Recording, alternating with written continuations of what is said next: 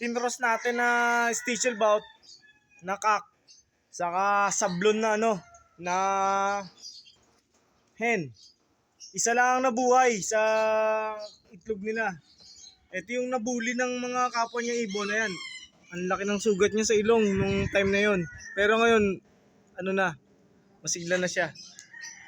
Ito siya. CFL banded na rin siya. Ready na siya. Siguro bigyan pa natin mga 10 days. Magre-ranging na to. Nalpasan na natin siya sa labas. Tingnan natin kung mabait. Mabait din. Ano siya? Ay, ayun na. Marunong na siya talaga lumipad. Ayun, sumot sa timba. Walang camera tricks to. Ang galing niya. Ang galing niya. Walang camera tricks yan. Sumot sa timba. Hindi ba siya talaga marunong lumipad? Hindi pa marunong. Anyway. Ang ating pag-iibon talaga, mahiwaga. Mahiwaga talaga. Hindi natin masabi. May mga ibon tayo na masigla. In a moment, any moment, nawawala.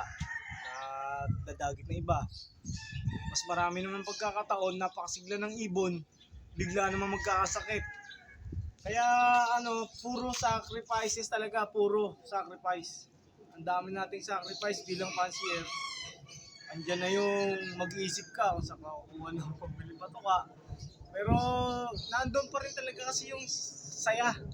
Yung saya na nandito sa puso natin. Nakikita mo silang umuwi from karera. Na nakikita mo yung mga old-timer na mga fancier, mga kaibigan natin at mga bagong kaibigan sa pagkakarera. Napakalaking bagay. Kaya sa ating pag-iibon, basta ganun lang kami. Maglalaro kami, magkakarera kami ng ating mitutan. Very supportive yan. Talagang mahiwaga, napalaki ng hiwaga ng pag-iibon. Sa haba siguro, ang dami ng experience ko. Siguro kung bibilangin ng mga naging ibon ko, siguro mababa na siguro 2,000 pieces or 3,000 sa tagal ko na nag-iibon. Ating kasiyahan, hindi naman kayang bayaran ng pera yan eh. Sa ating mga shoutout sa ating mga kalapatids. Laban lang tayo. Kasi hindi man tayo nanghihingi ng pambiling patuka sa kanila eh. Bakit tayo mahihiya sa ginagawa natin? Hindi man tayo nagnanakaw. Hindi man tayo nang mumulestya ng ibang tao. Hindi tayo nanghihingi ng pabor sa ibang tao. Di ba?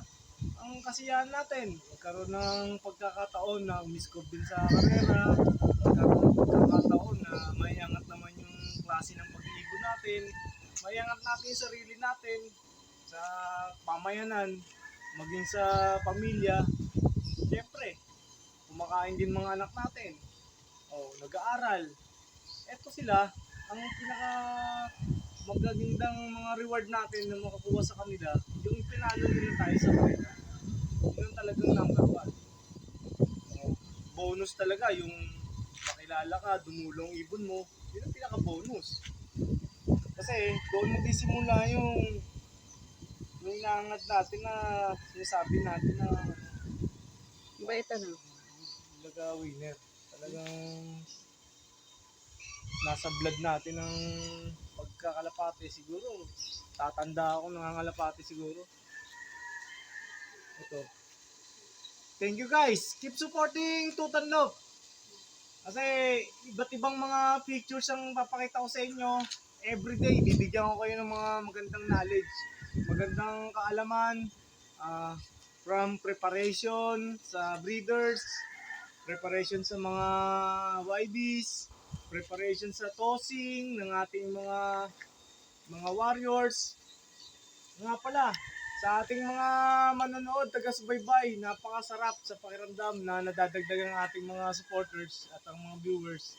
Thank you so much. Keep supporting Tutan Love. Mabuhay tayong malaya. Mangarap lang tayo ng mangarap at libre yan. Libre. Patuka, hindi. Thank you so much. God bless you all.